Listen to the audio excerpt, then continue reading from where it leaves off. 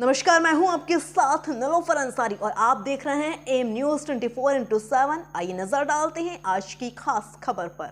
आज श्री कृष्ण जन्मभूमि संघर्ष न्यास के पदाधिकारियों ने भारतवर्ष में कांग्रेस सरकार द्वारा बनाए गए वक्फ बोर्ड को समाप्त करने के लिए मथुरा जिलाधिकारी के माध्यम से महामहिम राष्ट्रपति महोदय द्रौपदी मुर्मू के नाम ज्ञापन श्री कृष्ण जन्मभूमि संघर्ष न्यास के अध्यक्ष एवं श्री कृष्ण जन्मभूमि ईदगाह विवाद के हिंदू पक्षकार दिनेश शर्मा के नेतृत्व में ज्ञापन दिया गया। ज्ञापन के माध्यम से हिंदूवादी नेता दिनेश शर्मा ने कहा कि स्वतंत्रता लोकतंत्र में वक्फ बोर्ड जैसी संस्था सरकार को गुमराह कर लाखों एकड़ जमीन पर कब्जा बनाए हुए है। देश आजादी के बाद वक्फ बोर्ड का गठन इस्लामिक इमारत के संरक्षण के लिए किया गया था, परंतु ये संस्था भूमाफियाओं की तरह कार्य करके संपूर्ण भारतवर्ष में अनैतिक रूप से जमीन करने लगी है, जो आज भी कायम है। इस प्रकार के बोर्ड को तत्काल प्रभाव से समाप्त किया जाना देश के हित में परमावश्यक है।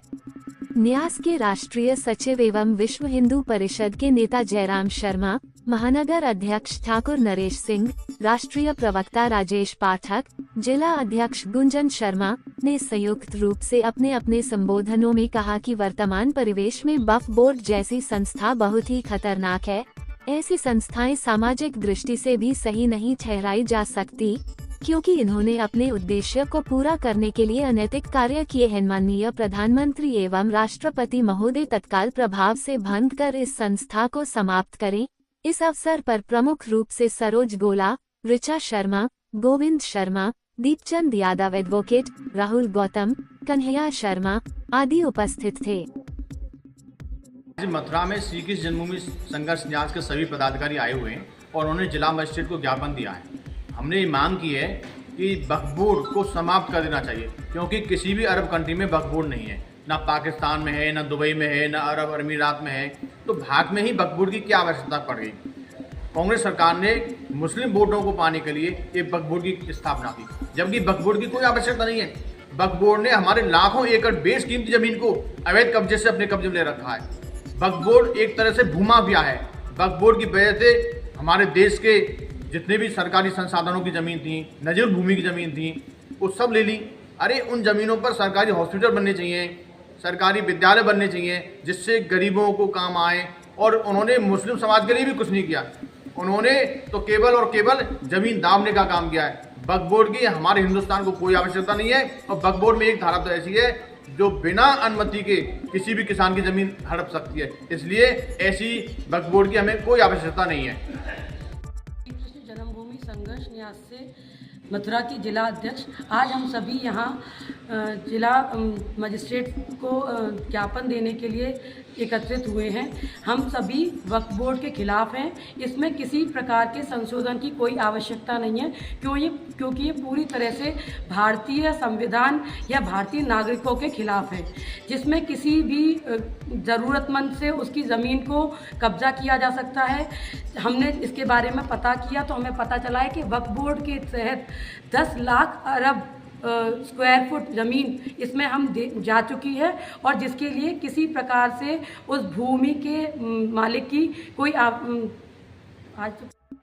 जन्मभूमि संघर्ष न्यास के सभी पदाधिकारी यहाँ मौजूद हैं। मैं जयराम शर्मा, राष्ट्रीय सचिव श्री कृष्ण जन्मभूमि न्यास।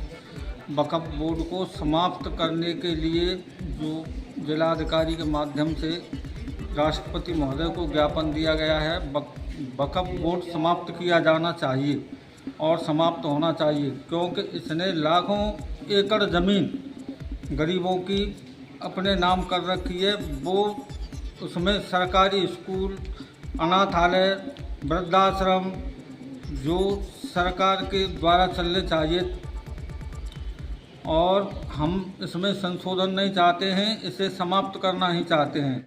मैं यहाँ दिनेश शर्मा जी के माध्यम से आप सभी के लिए वक्फ बोर्ड में बताने आया हूँ कि वक्फ बोर्ड क्या है। वक्फ बोर्ड 3 बार हमारे यहाँ संशोधन हुआ है। हम वक्फ बोर्ड को हटाने के लिए आवेदन यहाँ दे रहे हैं, परंतु सरकार से ये मेरी गुजारिश है कि वक्फ बोर्ड पे इस बार किसी भी प्रकार से कानून ना बनाए जाएं।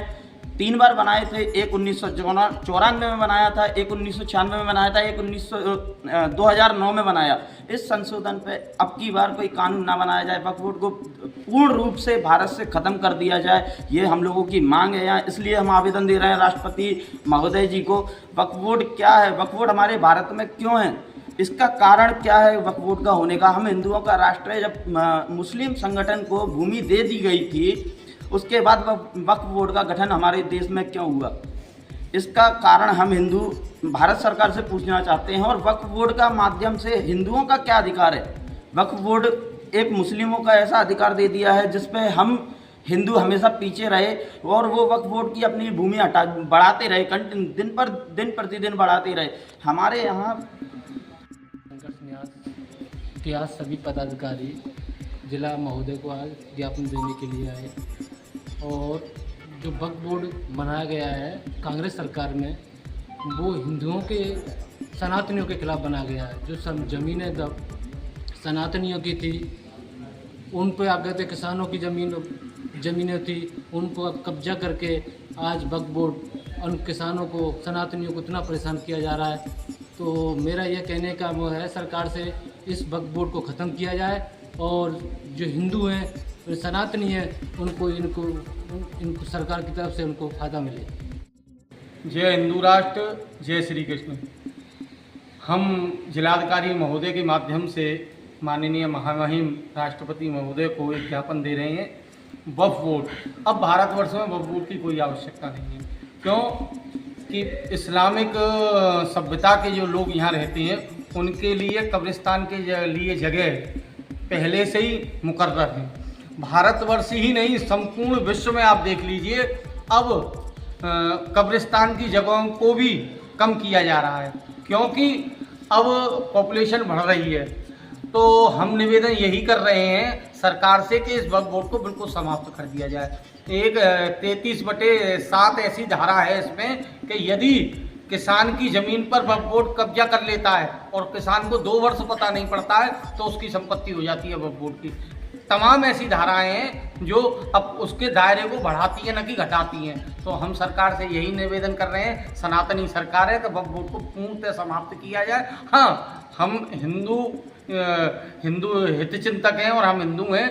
हम मुसलमानों के लिए केवल इतना कहते हैं कि यदि उनकी कब्रगाह के लिए जगह चाहिए तो मुकर्रर कर दी जाए।